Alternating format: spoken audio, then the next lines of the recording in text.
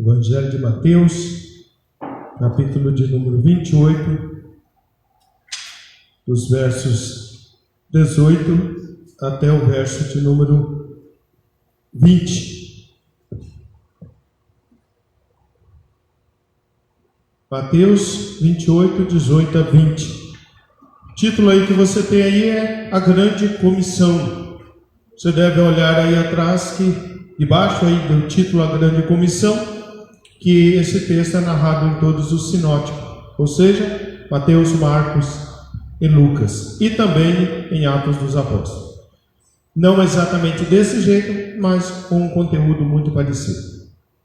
Diz o texto assim: Jesus, aproximando-se, falou-lhes dizendo: toda autoridade me foi dada no céu e na terra. Ide, portanto, fazei discípulos de todas as nações, batizando-os em nome do Pai, e do Filho, e do Espírito Santo, ensinando-os a guardar todas as coisas que vos tenho ordenado. E eis que estou convosco todos os dias, até a consumação do século. Vamos orar? Querido Deus, uma vez mais nós nos achegamos na Tua presença.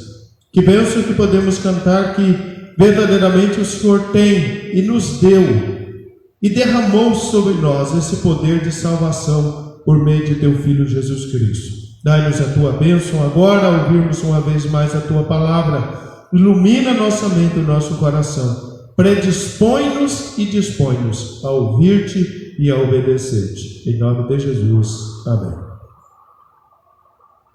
Falei para os irmãos no último domingo que as missões devem fazer parte da vida da igreja durante todo o ano. Os presbiterianos têm o costume de um mês, e no mês de agosto, por lembrar da chegada do primeiro missionário presbiteriano no Brasil, darem atenção a todos os seus cultos com um enfoque missionário. E é o que nós estamos fazendo durante todo esse mês de agosto. E missões faz parte da vida, da essência da igreja, enquanto ela proclama, enquanto ela vai, enquanto ela vive o Evangelho. E nós vamos falar um pouco sobre isso, porque a ideia de missões não é levar apenas uma informação às pessoas, mas levar uma informação, levar um conteúdo, levar um ensino, mas é levar um exemplo prático como imitador ou imitadores de Jesus. E graças ao nosso Senhor e Salvador Jesus Cristo, à disposição de seus discípulos, de suas discípulas, que durante 20 séculos, quase 20 séculos, a contarmos esse texto do ano 33, nós estamos em 2021, há quase 20 séculos, a igreja está obedecendo o nosso Senhor Jesus Cristo. E é claro que há muito ainda a alcançar, mas graças a Deus que a missões tem sido uma crescente. E isso que estamos fazendo hoje, e que você está aí assistindo do outro lado, é uma bênção, é um recurso de Deus, para que a missão da igreja alcance todas as pessoas em todos os lugares. Mesmo estando eu e você separados aí, por causa dessa questão aí, você pode me ouvir. Tem pessoas que me ouvem do outro lado do Atlântico, tem pessoas que me ouvem em outro hemisfério. Isso é uma bênção de Deus para o tempo que nós vivemos. Claro que entendemos que devido à grande quantidade das etnias e das nações e das línguas, ainda precisa a igreja ainda alcançar muitas e muitas milhares de pessoas.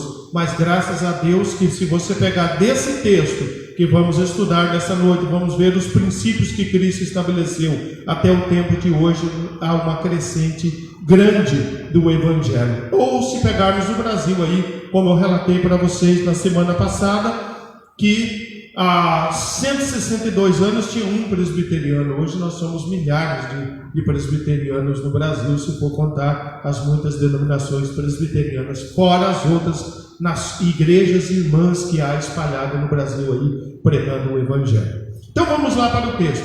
O texto que nós temos aqui, que acabamos de ler, é a conclusão do Evangelho de Mateus. E trata de uma grande comissão estabelecida por Cristo, com princípios que deve nortear a vida da igreja. Por isso que eu acho importante a igreja parar uma vez por ano e pensar no que ela está fazendo e se ela está fazendo da maneira que Cristo disse que ela deveria fazer. Então, por isso que o texto da semana passada que eu falei para os irmãos de Mateus 9, esse texto de Mateus 28, Marcos 16, Lucas 24 e Atos capítulo 1, a igreja precisa ler pelo menos uma vez por ano, para saber, primeiramente, ela está fazendo. Segundo, se ela está fazendo, como ela está fazendo? Ela está vivendo e como ela está vivendo? Então ela precisa examinar a isso. O texto mostra então o Cristo redivivo, que aparecera aos apóstolos, às mulheres, e de acordo com 1 Coríntios 15:6, a mais de 500 irmãos. Se você lá ler em 1 Coríntios capítulo 15, Cristo, depois da sua ressurreição, narrada lá no verso 1 do capítulo 28, ele aparece a mais de 500 irmãos, até então ser assunto aos céus, conforme é narrado tanto no livro de Atos, como no livro de Marcos. Desta maneira, antes de ser assunto aos céus e levado aos céus, Cristo mostra o princípio de sua exaltação, que é na sua ressurreição, antes de sua ascensão e entronização à destra do Pai. E ele dá aos discípulos, ou seja, comissiona, ordena aos discípulos a expandir o alcance do evangelho do reino, como ele chamou, agora para alcançar todo mundo. E como eu disse para os irmãos no início ali, os 3 evangelhos sinóticos, Mateus, Marcos e Lucas, vão narrar, está aí. Se você tem uma Bíblia atualizada, você vai perceber que debaixo do título A Grande Comissão, há a narrativa de Marcos, a narrativa de Lucas, e se você for em Atos capítulo 1, do verso 3 até o verso de número 11, Jesus Cristo vai falar isso, algo muito parecido para os seus discípulos, envia eles a serem testemunha dele em toda a terra. Mas vamos ver, o que esse texto estabelece para a igreja como princípios estabelecidos por Jesus Cristo. Então não é estabelecido por Simon, não é estabelecido por Calvino, ou por Lutero, ou os grandes Agostinho, ou Tertuliano, ou Justino Mártir, ou os grandes homens da história. Não são eles que estabelecem esses princípios. É Cristo quem estabelece esses princípios de uma maneira muito simples de ser compreendida nesse texto de apenas 3 versos. O que Cristo estabeleceu como princípios para nós aqui? Então vamos lá. Embora o texto há uma crescente do texto, mas os versos 19 e parte do verso 20 precisa ser colocado entre parênteses, porque o que vai regulamentar esse texto é o verso de número 18 e o verso de número 20, a parte B. Do que trata esse texto? O texto como um todo, ele trata, no que se refere a Cristo, absolutos. O que isso quer dizer? Os atributos de Cristo de maneira absoluta, que é a sua onipotência, que aqui é chamada de autoridade, exousia do grego, e a onipresença. Então, o que a igreja vai realizar está inserido dentro, limitado por esses 2 elementos, ou esses 2 atributos. Qual? A onipotência e a onipresença de Cristo. Por isso que, em hipótese nenhuma, a tarefa da igreja deixará de ser cumprida. Não porque não falhamos, mas é por causa da onipotência, não porque não temos resistência, mas por causa da onipotência e a onipresença de Cristo. Então vamos lá. O Evangelho de Mateus já narrara nos seus primeiros capítulos, lá no seu capítulo 1, no verso de número 1, 2 coisas a respeito de Cristo. Lembra lá? Ele começa dizendo assim: esta é a genealogia do Cristo, filho de Davi, filho de Abraão. Lembra lá quais são os 2 significados dessa titularidade à pessoa de nosso Senhor Jesus Cristo?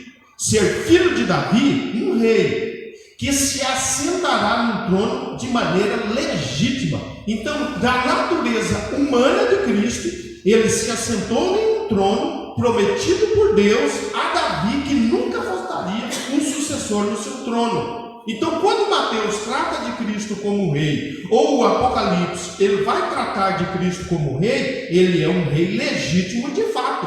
Por que ele é um rei legítimo de fato? Porque ele é um descendente direto de Davi. Então, ele se assenta no trono como um rei. Segundo, titularidade aplicada a Cristo é que ele é filho de Abraão. Então, se como rei do trono de Davi, ele vai se assentar no trono e começar a governar em Israel, e a partir de Israel governar o mundo todo, um rei de fato e de verdade, quando ele é descendente de Abraão, ele é para todas as famílias da terra. Então, Mateus já abre o seu evangelho dando essas duas informações sobre Jesus Cristo. De quem que ele está tratando? De um descendente de Abraão e de um descendente de Davi. Em Abraão, a aliança da promessa com Deus, que todas as famílias da terra seriam alcançadas por um descendente de Abraão. E ele é Cristo. E como Davi, de um rei que se assentaria no trono, num rei de fato e de verdade. E José é do trono de Davi, é da casa de Davi, conforme narra o próprio Evangelho de Mateus no capítulo de número 1. Então, essas duas coisas a gente não pode esquecer, que está narrado lá em Gênesis 12, 3, e na promessa de Deus feito a Davi. Quando Mateus, então, dá uma crescente da narrativa a respeito de Jesus Cristo, ele fala assim: esse rei e descendente de Davi, ele tem autoridade sobre doenças e enfermidades. Falei para os irmãos que isso está narrado no domingo passado, tanto em Mateus capítulo 4, como em Mateus capítulo 9. Mas Cristo tem autoridade absoluta em seu ensino, aquilo que ele fala. Em Mateus capítulo 7, quando ele vai finalizar o capítulo 7, ele conclui o Sermão do Monte, Mateus narra assim: e Cristo ensinou como quem tem autoridade, e não como os escribas e fariseus. Ou seja, ele ensinava com a palavra e mostrava com a vida. Cristo mostrar a autoridade de Cristo sobre a lepra, que é algo muito análogo ao pecado na antiga aliança.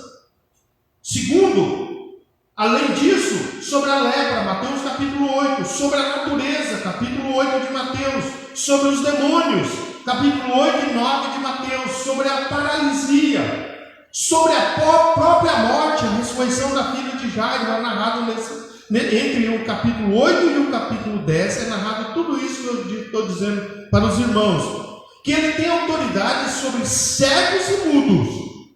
Finalzinho do capítulo 9 vai narrar isso para nós. E por fim, Jesus Cristo tem todo o poder sobre Israel e delega poderes aos seus apóstolos. Mateus capítulo 10, verso 1 e 2. Então, a narrativa da crescente de Mateus já mostraram para nós esse atributo divino de Cristo, a sua autoridade sobre a natureza, ou sua onipotência com poder sobre a natureza, sobre a enfermidade, sobre os espíritos malignos e assim por diante. Com todas essas ações de Cristo, Cristo vai mostrar-se, ou vai revelar-se a Israel a sua deidade absoluta, de que ele é o Emanuel, do capítulo 1, do verso de número 22 em diante, especialmente o verso 23, que ele é verdadeiramente o eterno Filho gerado por Deus Pai.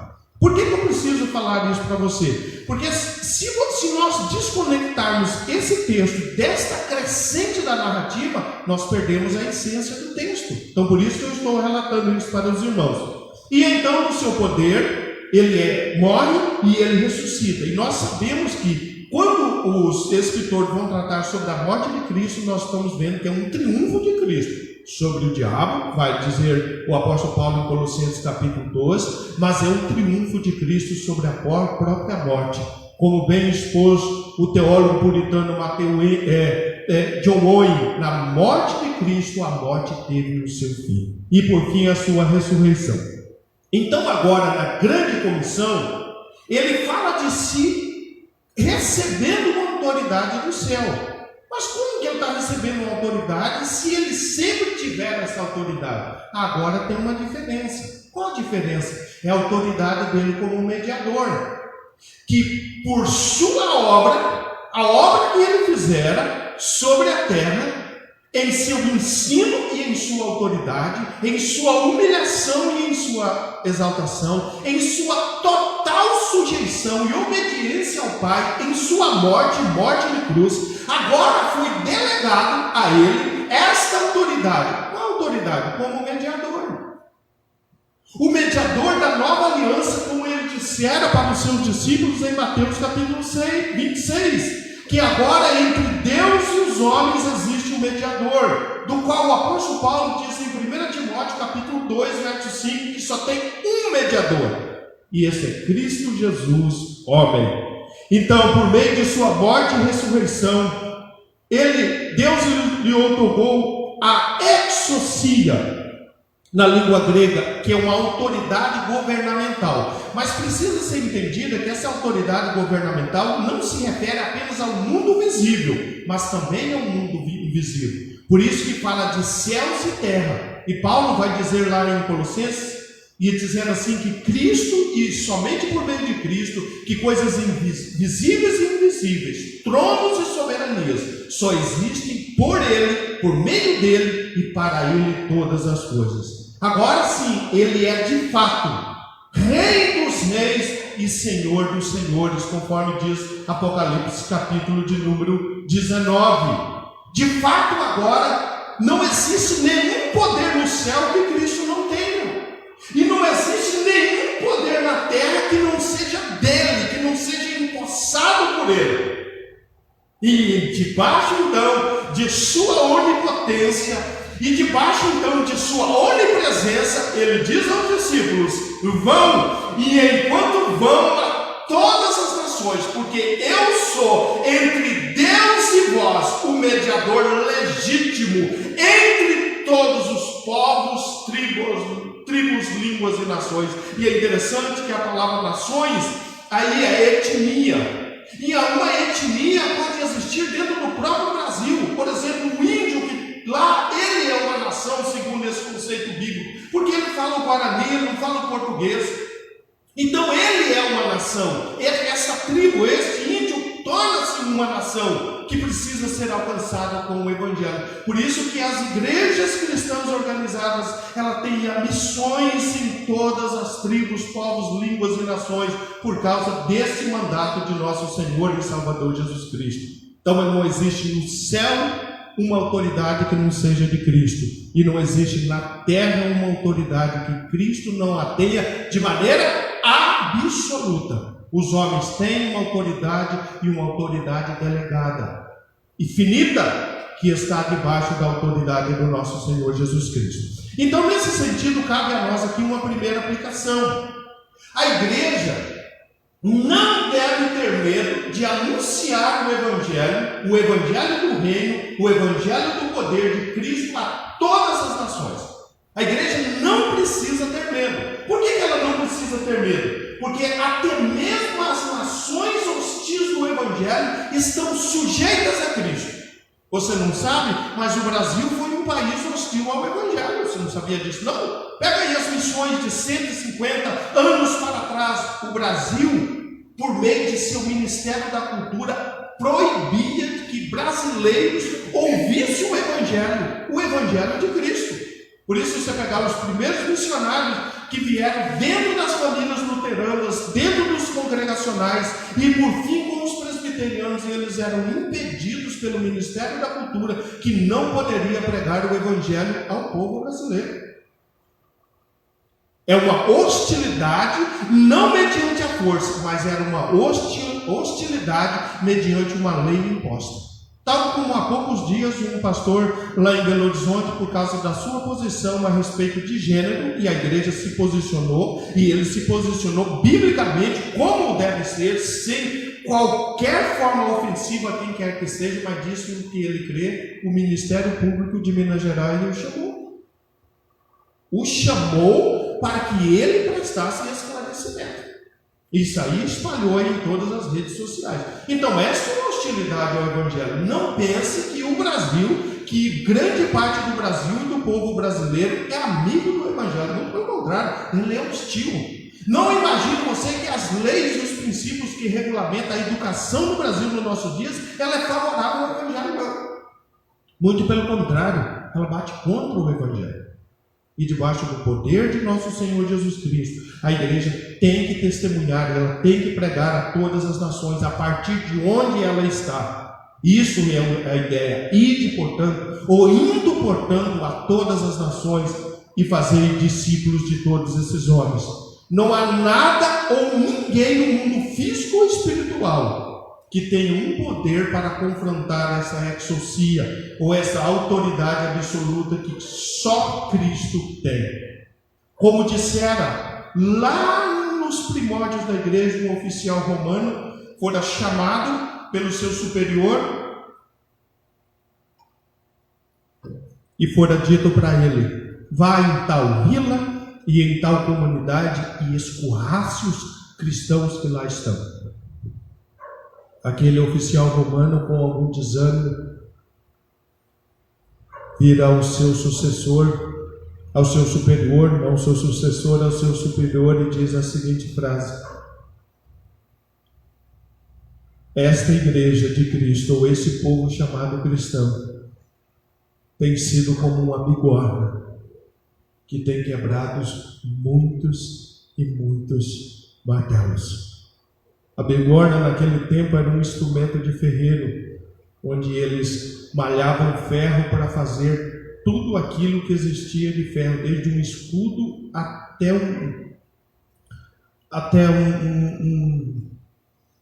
uma ferradura para cavalo era feita na bigorna. Então, por ela ser maçuda e de ferro, quando os martelos iam batendo, chegava um ponto que eles não resistiam e eles quebravam. Com que poder a igreja resistiu o império? Com que poder a igreja resistiu os impérios megalomaníacos? Com espada? A igreja que entendeu o evangelho, ela nunca desembanhou a espada. Com poder armamentício, a igreja que conhece o evangelho, conhece Cristo, ela nunca tomou esses instrumentos em sua defesa. Como a lei aprovada num congresso ou numa constituição, nunca foram esses os instrumentos. Qual foi o único instrumento da igreja? A autoridade absoluta de Cristo. Aquele que as Escrituras Sagradas diz que não tem princípio de existência e nem tem princípio de seu fim. Ele é Rei dos reis e Senhor do Senhor por todos os séculos. Por isso que, ainda que vemos que, pelos noticiários, que muitos e muitos irmãos, em partes do mundo, vivendo a hostilidade de serem discípulos de Jesus, e muitos morrendo. Há alguns anos atrás, uns 5, 6 anos atrás, a revista Cristianismo Hoje, é uma revista da língua inglesa traduzida para o português, ela diz que naquele tempo eram mortos cerca de 100 mil cristãos em todo o mundo. Isso em 2016, 2017, lá para trás. Lá. E mesmo assim a igreja é uma crescente. Por quê?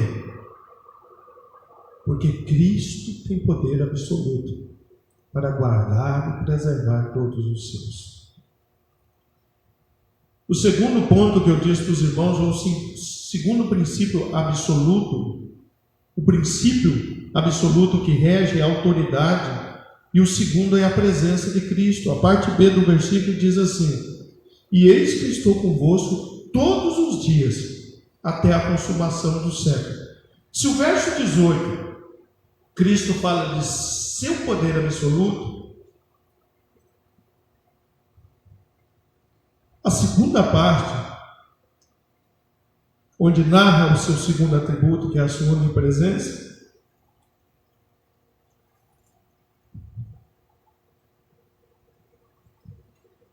fala-nos de sua presença imprescindível.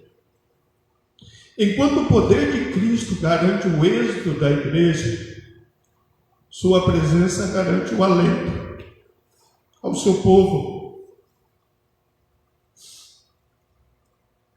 E vemos isso ao longo da revelação de Cristo, mesmo depois de ele ressuscitado e assunto aos céus, vai nos mostrar isso. Ele vai aparecer aos seus santos, aos apóstolos, por meio de seus anjos, por meio de seu anjo, ou ele mesmo. E ele vai dizer: coragem, Paulo. Convém que tu testemunhe de mim em Roma. Sai daqui, Pedro, dessa prisão, e vai lá dar testemunho aos seus irmãos. Então, ao longo da revelação bíblica, essa presença imprescindível de Cristo vai sendo vista e vai sendo experimentada pelos seus santos, pelos seus apóstolos, enquanto obedecem, alguns martirizados, enquanto eles vão em todo o mundo. Diz os estudiosos, 153 nações no primeiro século existiam no mundo. E Paulo diz lá em uma de suas cartas, se eu não me engano, aos Filipenses, dizendo assim que eu sou ministro e tornei conhecido o Evangelho a toda criatura debaixo do céu. E por último, na ilha de Patmos, quando ele se revela a João e ele diz assim: eu fui morto, mas agora estou vivo pelos séculos dos séculos. É assim que abre ele, por meio de seu anjo, notificando a João. Lá numa prisão na ilha do mar Egeu, chamada Patmos, onde o imperador queria calar a última voz apostólica.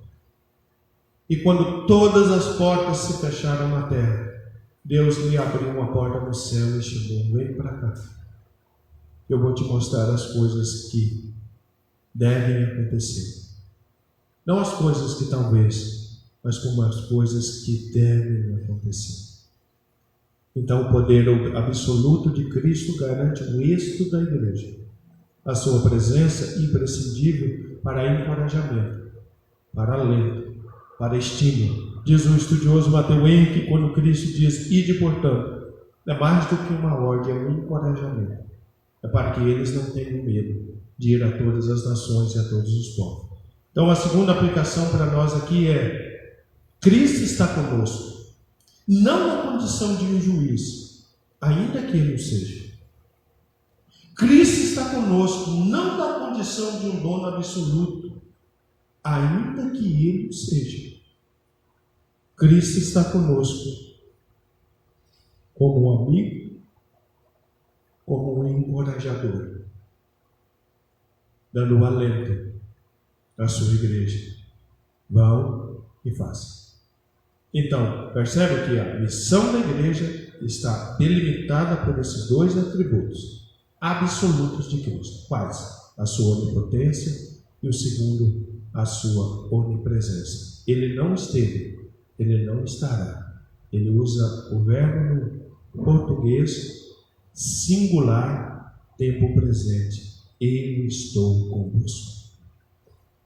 Neste intervalo dessa exposição de Cristo, então, se de Cristo é o absoluto, da igreja é o completo, porque não podemos dizer que nós podemos por nós mesmos termos algum absoluto. Então, por isso que para nós é o completo. Qual o completo?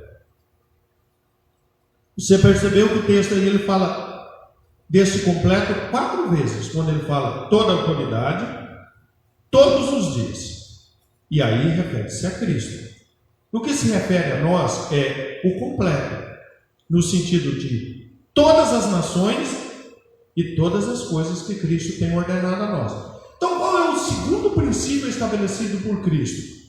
É o alcance desta missão da igreja e o selo desta missão, ou dessa grande comissão. Cristo, então, nós vimos que ele tem autoridade absoluta como mediador entre Deus e os homens. Por essa razão, os discípulos devem ir a todas as etnias, a todas as nações, e devem fazer discípulos entre eles. Mas é interessante que aqui vem agora um ponto divisor da igreja. Qual o ponto divisor que vem é desta palavra discípulo? E eu vou explicar para vocês por quê. Então observe que Cristo não disse assim: vão até as nações e façam deles meus simpatizantes. E aí, se você acompanhar aí as redes sociais, se você acompanhar as celebridades, quase todas elas são simpatizantes de Cristo. Quase todas elas, com raríssimas exceções, de uma pessoa que não é um simpatizante de Cristo. Mas entre ser um simpatizante e ser um discípulo existe uma diferença grande. Observe que também Cristo diz assim: olha, eu estou enviando vocês para que vocês façam dos homens meus admiradores, façam de mim um ídolo. E você observa nessas entrevistas, nessas pessoas que eles fazem aquelas entrevistas dizendo assim: responda com uma só palavra, um ídolo. Aí tem uns que dizem Roberto Carlos, aí o outro diz assim: Charlie Brown Jr. Aí o outro diz Elvis Presley. Aí o outro diz Cristo. Esse é ser um admirador. Aí é a vastidão da diferença. Cristo enviou os discípulos, sendo eles discípulos, que eles deveriam ir a todas as nações e fazerem outros discípulos de Jesus. E o que é um discípulo de Jesus? É um seguidor. É aquele que segue de perto, com todas as suas forças, com todas as condições, com todo o seu coração, com toda a sua mente, com todo o seu entendimento, os ensinos de Jesus Cristo. E talvez nós estamos vivendo, certamente estamos vivendo, e vivemos em outros períodos da história, onde muitos estão criando admiradores de Jesus, onde muitos estão criando não seguidores de Jesus, mas simpatizantes das palavras de Jesus Cristo. E a igreja do século XXI, ela está pecando contra isso. Por que ela está pecando? Porque ela está omitindo dos homens algumas porções e alguns princípios do Evangelho que é imprescindível para uma pessoa que quer ir ao céu. Para uma pessoa que quer ter uma vida cômoda na terra, serve. E a pessoa pode entrar dentro de uma igreja cristã, seja ela de qual denominação for, e ele ficará muito bem e confortável, tendo um cuidado precioso com a vida dele, um cuidado precioso com a família dele. Mas quando Cristo voltar, ele vai continuar aqui. Porque ele ou ela nunca foram um discípulo ou uma discípula de nosso Senhor Jesus Cristo. Então, um outro ponto estabelecido por Jesus Cristo é o selo. E aqui é o sacramento instituído por Cristo, que assim como ele fora batizado, e assim como ele batizara os seus discípulos, aqueles que são dele também precisam receber o sinal. E aí ele diz, é batizando em nome do Pai, é batizando em nome do Filho, o Pai que é o Criador, o Filho que é o Redentor, Mediador, e o Espírito Santo, que é o regenerador e aquele que sela, o selador na fronte dos filhos de Deus, de todos os discípulos de Jesus que são alcançados por essa grande comissão. Então é ir por todas as nações. Eu já pastoreei, já acompanhei pessoas durante anos, e as pessoas diziam, não pastor, eu não quero ser batizado. Eu acho muito legal a igreja, eu acho muito importante a maneira como que o senhor ensina, como que o senhor prega, mas eu não quero ser batizado. Eu não quero fazer parte de um ciclo religioso, porque existe muita hipocrisia, porque existe muita mentira. As pessoas dão as mais diferentes justificativas. E o único lugar que não tem hipocrisia é no cemitério, né? Que lá todos são de fato como são cadáveres. Em qualquer lugar do mundo que nós vivemos vai existir insinceridade, vai existir hipocrisia, e a igreja não está diferente disso, porque ela é feita por pessoas pecadoras. Qual a aplicação que temos a respeito deste alcance e o selo da missão? Como igreja, nós devemos ir a todas as nações, as ricas e as pobres. Vocês já sabem, mas durante um tempo a igreja escolhia, e hoje ainda acredito que existe um grande absurdo, porque algumas povoações, algumas cidades, por serem pequenas ou por serem povoados pequenos, às vezes são esquecidos até mesmo pelas chamadas denominações históricas, que deveriam ir alcançar todas as pessoas. Hoje praticamente, exceto uma ou duas denominações que têm igrejas em contexto rural. Tornou-se inviável, tornou-se caro ir a determinada nação, a determinada cidade, a determinada vila e pregar o Evangelho. Mas veja que isso é a a desassociação da igreja ao mandato e à ordem de Jesus. As nações muito cultas e bárbaras.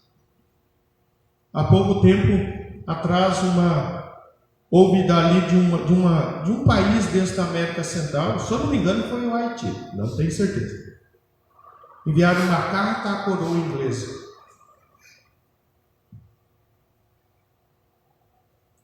E essa carta era um pedido de desculpa. E até foi noticiado num telejornal. E o povo assinava a carta assim: nós queremos pedir desculpa à coroa inglesa por ter enviado um missionário. Aí tem o nome do indivíduo fulano de tal. Mas naquele tempo nós éramos canibais e nós fizemos um ensopado do missionário. Esta é uma nação bárbara. E literalmente o missionário chegou, pregou o evangelho para aquelas pessoas e virou a janta deles depois. Fizeram um ensopado no caldeirão e engoliram o missionário. 400 anos, 300 e poucos anos depois, quando boa parte daquele país deixou esta prática canibal, ou pelo menos a maior parte, né? Eles entenderam que eles ofenderam aquele e enviaram uma carta. Olha, aquele indivíduo pagou literalmente com a sua vida, alimentou aquele povo com o pão do céu, Jesus, e depois com a sua própria carne. Então a igreja, ela tem que ir a essas nações, as cultas e as bárbaras, aquelas que são amistosas e aquelas que são hostis, contando com a autoridade e com a presença de Cristo, e tornar esses homens, no poder do Espírito Santo, discípulos de Jesus. Então, qual é o alcance da grande comissão? Na perspectiva de Cristo, todas as nações. O que deve ser feito nessas nações com esses homens que ouvem o Evangelho? Discípulos, seguidores de Jesus, e literalmente aqueles que imitam Jesus no tempo em que vivem. Hoje nós vivemos num tempo que talvez falar de perdão é quase que uma palavra ofensiva, como se nós vivemos num tempo onde o homem tem tanto direito que ele não tem dever. E o perdão está listado por Jesus Cristo ao longo do seu Evangelho. Ele é a própria expressão do perdão de Deus, como acabamos de ouvir o irmão falar e cantar. E como que somos nós cristãos e não vamos perdoar? Então, no poder do Espírito Santo, a todas essas nações devemos tornar esses homens discípulos de Jesus. E como selo desta adesão, desse ceder desses homens ao Evangelho de Jesus, devemos batizá-los em nome do Pai, que cria, do Cristo redivivo, que é o Redentor e Mediador, e em nome do Espírito Santo, que é o Regenerador. Se você pegar só esse ponto aqui, você derrubaria pelo menos 3 denominações do tempo que nós vivemos, que não aceita estes elementos como sendo elementos que comprovam que o batismo ou que a Trindade é uma doutrina existente. Só para você ter uma ideia aí de como nós vivemos. O terceiro princípio estabelecido por Cristo é o conteúdo que deve ser transmitido a esses que se tornaram discípulos. Qual é o conteúdo? Jesus diz assim: ensinando-os. A palavra grega aqui é didasco. É aquela instrução inteligível que se dá na formação de criança. A guardar ou a preservar todas as coisas que vos tenho ordenado. Não que tenho sugerido a vocês, não parte dela, mas todas as coisas que eu vos tenho ordenado. O que isso quer dizer? Qual é o conteúdo do discipulado na grande comissão? É tudo aquilo que Cristo ordenou. É o conteúdo do ensino da igreja aos discípulos de Jesus, ou aquelas pessoas que se tornaram discípulos de Jesus Cristo.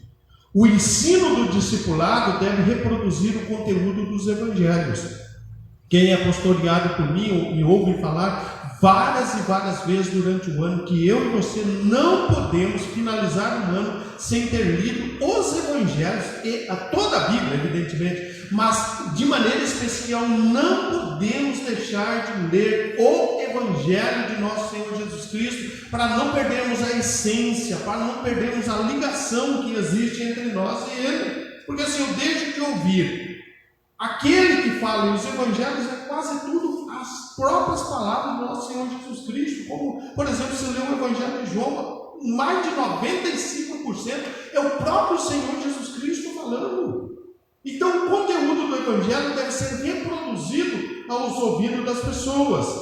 Aqueles que receberam Cristo como Senhor e Salvador devem guardar. Essa palavra aqui, guardar, é no sentido de preservar ou no sentido de manter.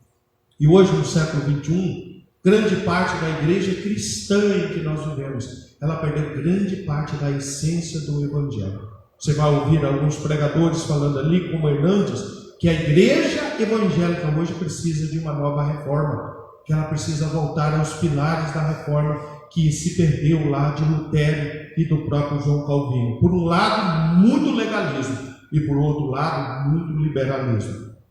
Os princípios são estabelecidos pelo próprio Senhor Jesus Cristo nos Evangelhos. O discípulo deve saber e obedecer à verdade. A doutrina e a obediência devem andar juntas. Ortodoxia e ortopraxia, doutrina reta e prática reta, devem fazer parte da vida de todo aquele que é discípulo de Jesus. Claro que aqueles que ensinam, aqueles que doutrinam, têm que ter paciência para transmitir, para ter certeza que a pessoa entendeu, que a pessoa compreendeu aquilo, e aí ajudá-lo por sua própria experiência pela palavra, em oração e ensino, para que ele também pratique as palavras do próprio Senhor Jesus Cristo. Como aplicação a esse respeito, podemos dizer que vivemos num tempo de surgimento de muitas igrejas chamadas cristãs ou evangélicas. E grande parte delas surge por não aceitarem alguns conteúdos do Evangelho. Como eu disse para vocês, batizaram em nome do Pai e do Espírito Santo. Guardaram o primeiro dia da semana, como a igreja sempre guardaram, como sendo o dia da ressurreição de nosso Senhor Jesus Cristo. Dízimo, forma de batismo. Então, claro que entendemos que o surgimento de muitas igrejas surgiram em falhas, muitas falhas das igrejas históricas, das chamadas igrejas protestantes, das igrejas históricas, que deixaram de viver partes essenciais do Evangelho de Cristo. E eu entendo plenamente que essas igrejas, elas passaram a existir como um divisor, mas também como um acordar para esta igreja. Se você vê na própria igreja católica, o surgimento da igreja evangélica trouxe para dentro da igreja católica uma reavaliação dos seus conceitos e dos seus próprios ensinos. Então eu não sou contra os cismas e as divisões, quando eles têm uma razão que seja doutrina e que seja legítima. Mas nós estamos falando de surgir em igreja porque uma pode dançar e a outra não pode dançar. Então não, eu quero dançar, mas não pode dançar. Então eu crio uma igreja que pode dançar. Não quero criar dízimo, eu não quero entregar dízimo. Então eu vou criar uma igreja que não entrega dízimo. Então, todos esses surgimentos às vezes surgem, às vezes criados por discípulos. O Whitman Lee, este ano, está comemorando parte de sua existência, um grande ensinador, um grande mestre das escrituras na China. Teve um discípulo desviado chamado Whitman Lee, que vendo o esfriamento e a devassidão dentro da própria igreja, após a morte de seu sucessor, criou uma seita paralela.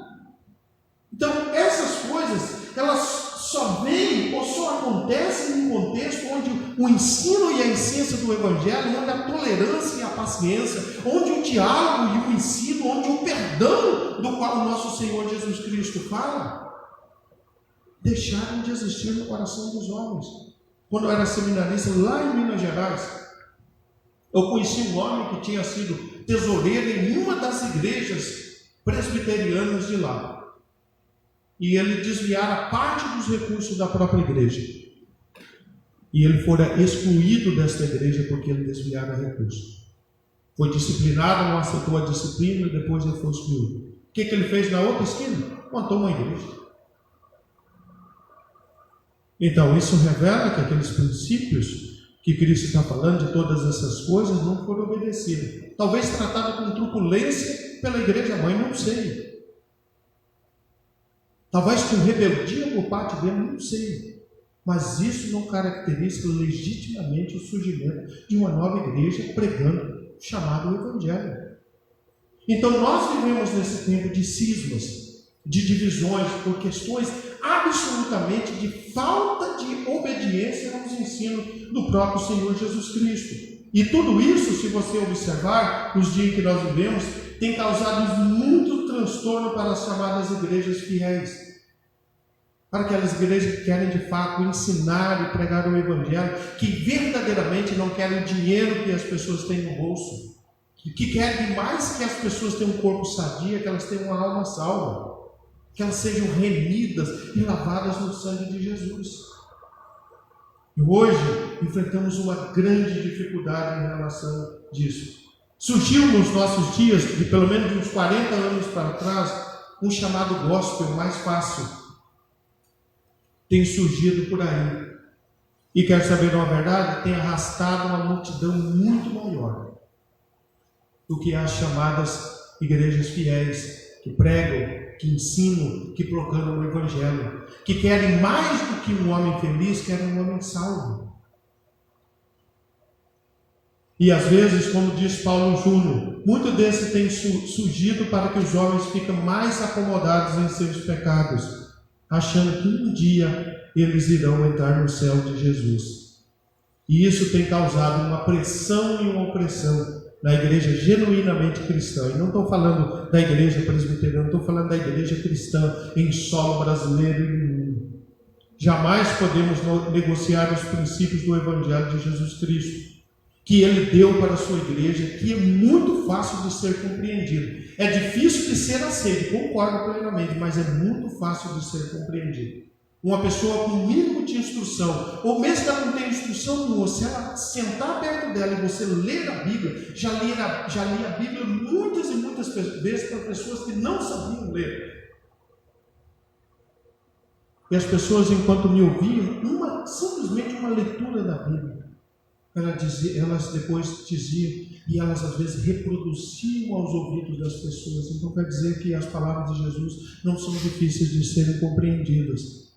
Aceitas e praticadas é outra coisa, mas de compreensão não. E ainda temos as Bíblias em umas linguagens mais fáceis de serem entendidas.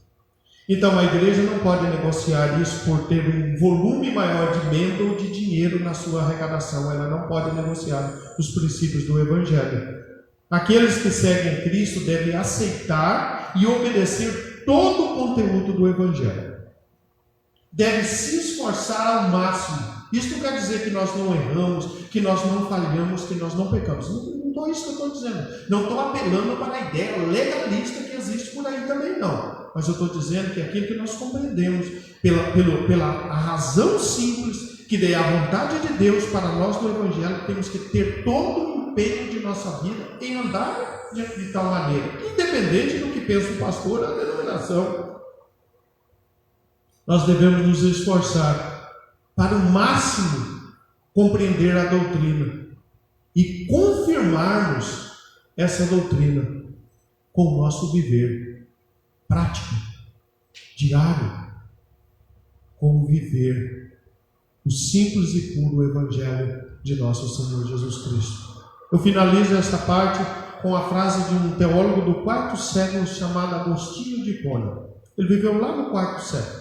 Talvez o teólogo mais importante dos 4 séculos da igreja, porque com ele a igreja definiu quem é Cristo e qual foi a obra que ele realizara. Pessoa e obra de Cristo teve a conclusão com Agostinho no 5º concílio ecumênico da igreja.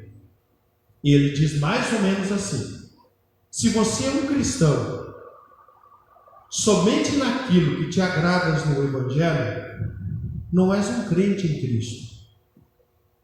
És apenas uma pessoa crente em si mesmo. Todos os ensinos de Jesus são fáceis de engolir? Não. De serem aceitos? Não. Mas devemos ter toda a diligência, todo o esforço na direção de todos os ensinos de Jesus. Com isso, irmãos, eu quero finalizar com a frase a qual o Senhor Jesus Cristo nos diz em encorajamento: eia, vamos a todas as nações que estão diante de nós. Sejamos obedientes e ousados para tornar esses homens discípulos de nosso Senhor e Salvador Jesus Cristo. Enquanto somos discípulos, que façamos outro discípulo. Que possamos dizer, como disse o apóstolo Paulo em Coríntios capítulo 5, se eu não me engano, se não é 1 Coríntios capítulo 5, é 2, confere lá. E ele diz assim: sede meus imitadores, como eu o sou de Cristo. Antes de nós orarmos para os presbítero Silvério, vamos cantar novamente o poder para salvar. Eu quero dizer a você que me ouve nesta noite, que Cristo tem poder para salvar a sua vida. Tem poder para te remir. Esse Jesus que tem toda a autoridade, esse Jesus que tem presença única, Ele pode, porque Ele tem poder de salvar a ti, de salvar a tua casa, de salvar a tua família. Igreja do Senhor, preguemos o nosso Senhor Jesus Cristo. Vivamos Ele todos os dias de nossa vida.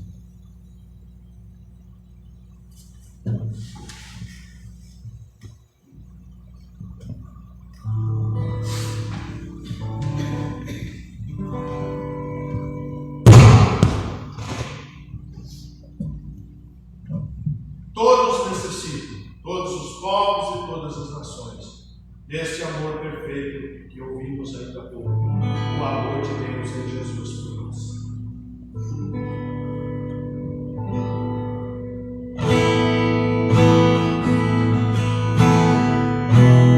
Observe essa canção, fala que é uma necessidade.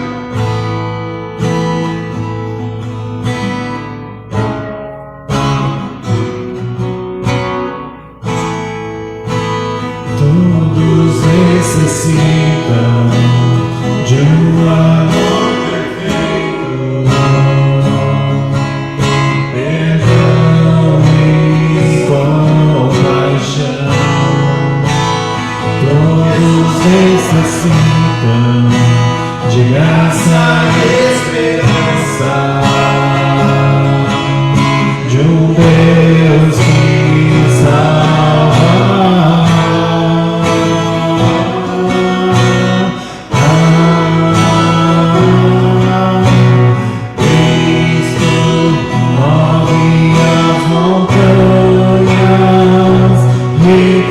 Poder pra salvar, tem poder pra salvar, pra sempre, o amor da salvação.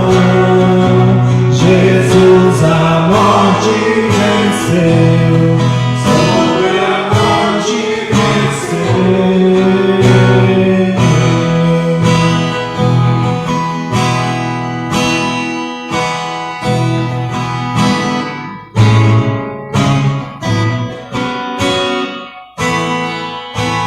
Aceitas com os meus medos, falhas e temores, enche meu viver, a minha vida entrego pra seguir a ti.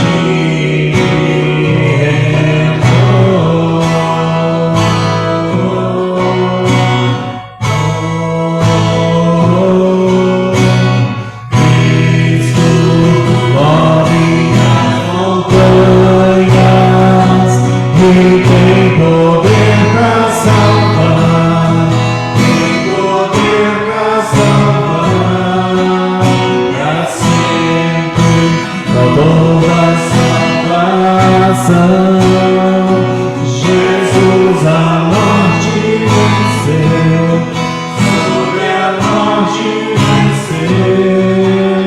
Posso o mundo mergulhar a luz, cantamos para a glória do Senhor Jesus.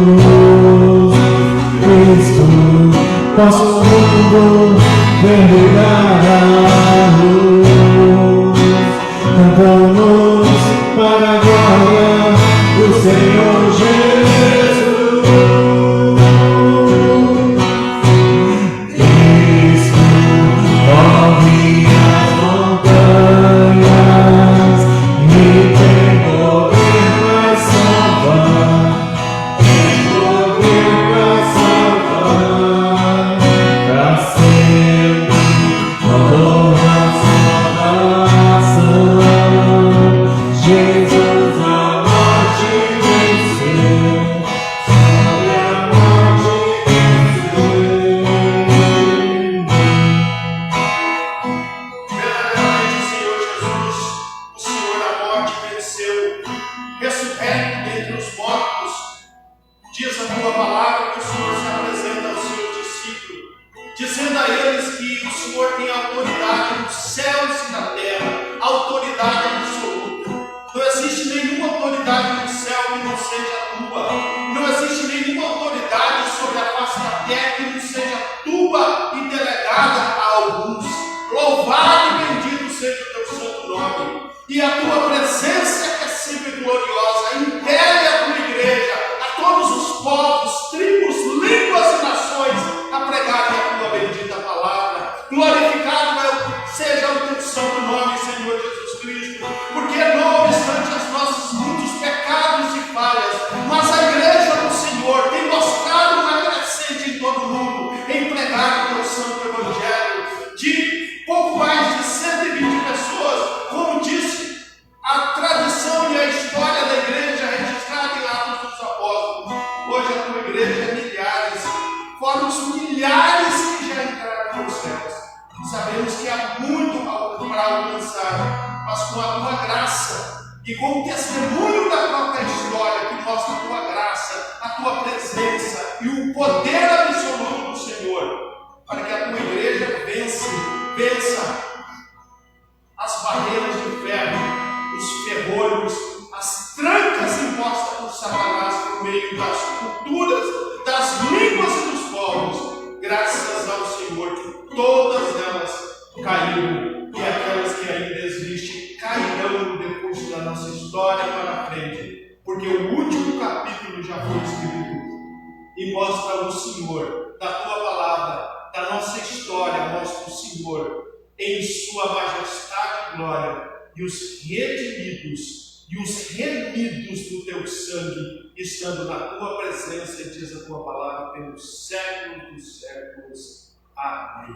Louvado e bendito seja o Senhor.